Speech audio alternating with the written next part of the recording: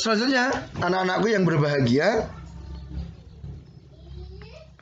kita masuk di pembahasan bahwa semua amalan tergantung dengan akhirnya. Ya. Rasulullah SAW menyatakan, "Man kana akhiru kalamihi la ilaha illallah, wajabat lahul jannah."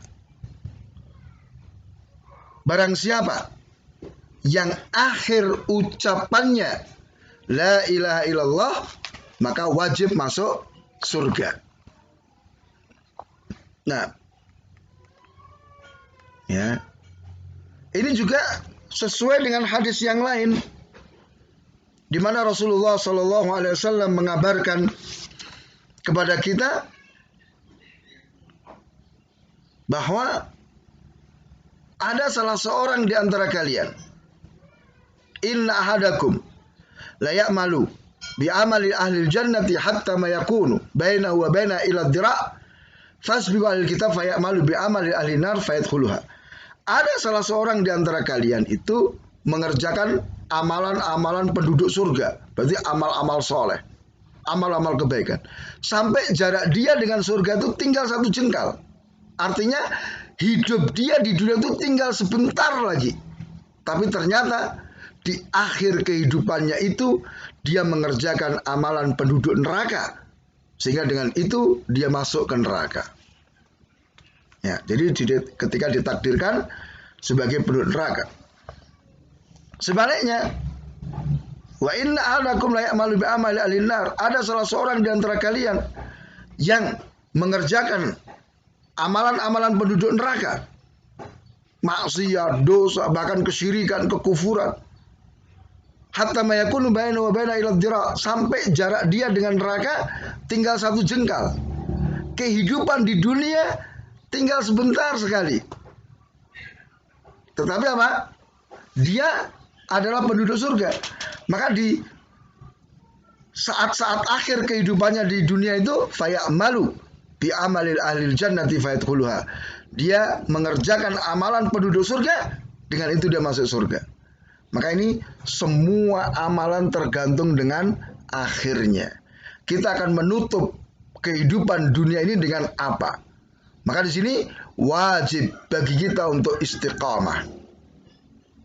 Ya, terus mengerjakan, terus beriman, terus beramal soleh. Nah, maka di sini kita perlu untuk berdoa. Sangat butuh kita berdoa kepada Allah Ta'ala. Ya muqallibal qulub, tsabbit qalbi ala dinika.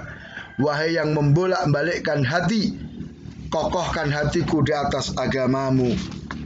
Nah, doa yang lain, ya Rabbana la tuzigh qulubana ba'da idh hadaitana. Ya Allah, jangan engkau sesatkan hati kami setelah engkau memberi petunjuk kepada kami. Nah, baik itu hidayatul irsyad ataupun apa? Hidayah taufik. Nah, selanjutnya, anak-anakku yang kita muliakan, kita masuk di pelajaran ke-8, yaitu apa? Sebab-sebab dan penghalang hidayah.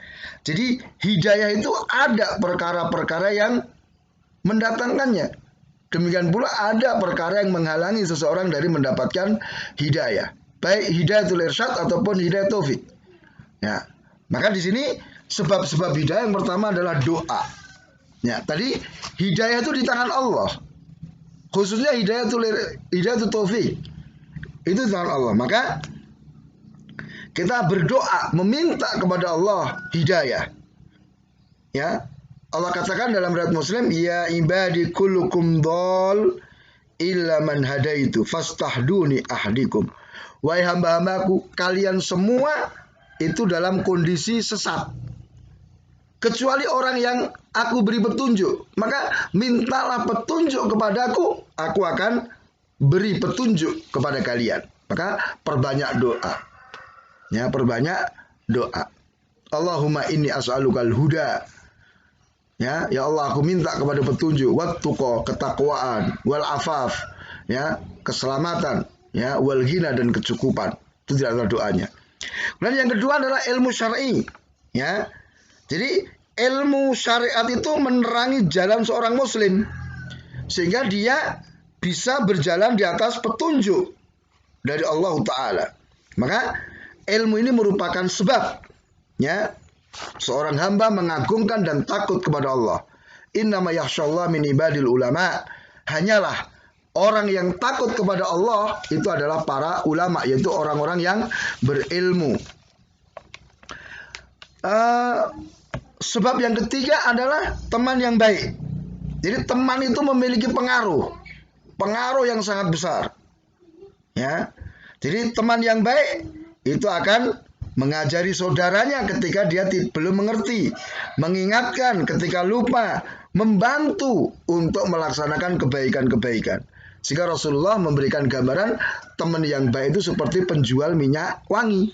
Ya, kamu bisa beli dari dia, atau dia memberimu minyak wangi. Kalau enggak dua-duanya, orang pun akan mencium bau harum dari dirimu meskipun kamu enggak pakai minyak wangi, karena kamu duduk dengan penjual minyak wangi.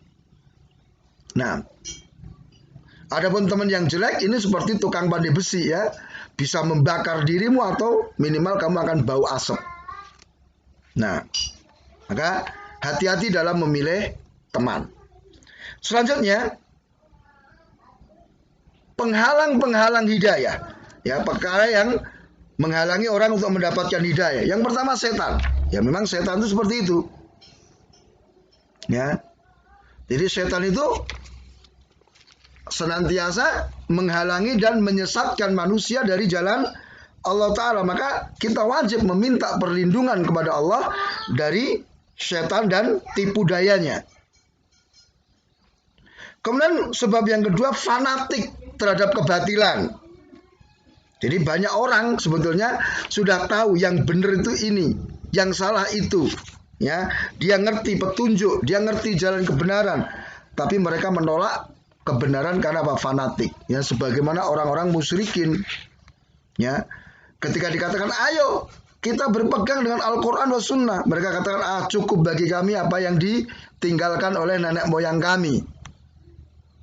Ya, fanatik kepada nenek moyang, fanatik kepada tokoh. Kemudian yang ketiga, teman yang jelek. Ya, sebagaimana kebalikan dari tadi, teman yang baik. Ya, teman yang jelek itu akan menghiasi kebatilan, menjerumuskan dalam dosa dan maksiat, menghalangi dari kebaikan, memperingatkan dari kebaikan.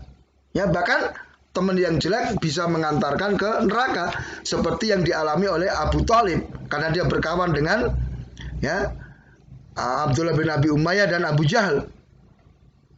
Nah, ya, maka orang-orang ini akan menyesal nanti. Yauma yaghuddu adz-dzalimu ala yadayhi yaqulu ya laitani takhadtu mar rasuli sabila ya wailata laitani lam attakhid fulanan khalila. Hari ketika orang-orang zalim itu menyesal, ya, dengan menggigit jari mereka. Mereka berkata, seandainya kami dulu berkawan dengan Rasul, mengikuti jalan Rasul, seandainya kami tidak berkawan dengan fulan. Nah, penyesalan, kawan yang jelek. Kemudian yang keempat, kebodohan. Jadi banyak orang itu tidak mendapatkan hidayah karena apa? Bodoh, karena nggak ngerti. Ya, meskipun mereka orang yang pinter, profesor, jenius dalam urusan dunia, tapi ketika urusan agama mereka tidak mengetahuinya. Maka kebodohan adalah penyakit yang mematikan. Ya, hati-hati. Maka kita sekolah, kita belajar di sini dalam rangka untuk mengangkat kebodohan dari diri kita terhadap perkara-perkara syariat, ya, terhadap negeri akhirat, sehingga diharapkan, ya, dengan kita memiliki ilmu, maka Allah akan mendatangkan hidayah taufik kepada kita. Demikian, mudah-mudahan bermanfaat. Subhanakallahumma wa bihamdika asyhadu an la ilaha illa anta astaghfiruka wa atubu ilaik. Wassalamualaikum warahmatullahi wabarakatuh.